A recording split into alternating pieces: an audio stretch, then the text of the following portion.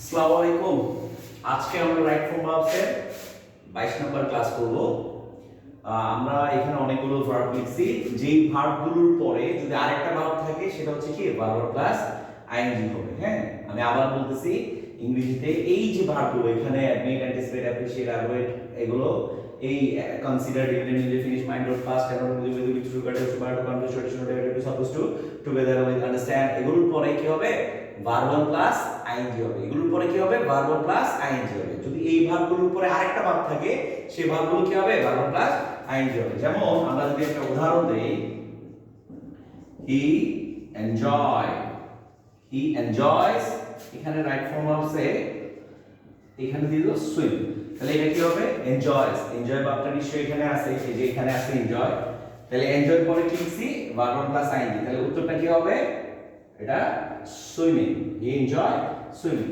আমি যদি আরেকটা উদাহরণ দেই, যেমন আমি দিলাম I don't mind. I don't mind এখানে দেওয়া আছে হ্যাভ এ কাপ অফ টি।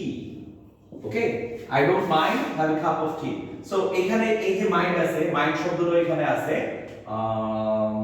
এই যে মাইন্ড, তাহলে আই ডোন্ট মাইন্ড, মাইন্ডের পরে কি হবে, যেহেতু এই মাইন্ডের পরে ভার্ব প্লাস আইএনজি, তাহলে এখানে হ্যাভ এর জায়গায় কি হবে হ্যাভিং।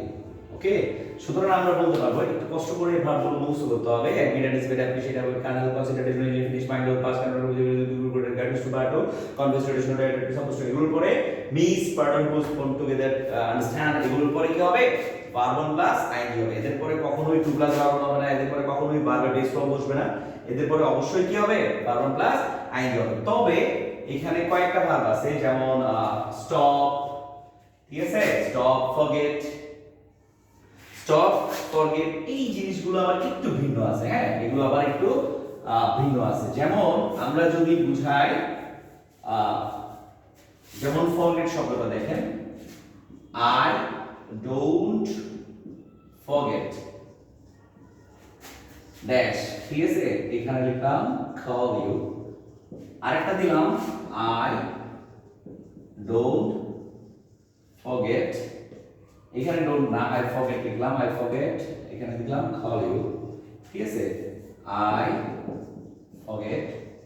ওকে, সো এই যে যদি ফরগেট শব্দটাতে নেগেটিভ থাকে তাহলে হবে কি ভার্ব প্লাস আইএনজি কলিং, আর যদি পজিটিভ থাকে, এটা যদি পজিটিভ তাহলে কি হবে টু কল, ঠিক আছে।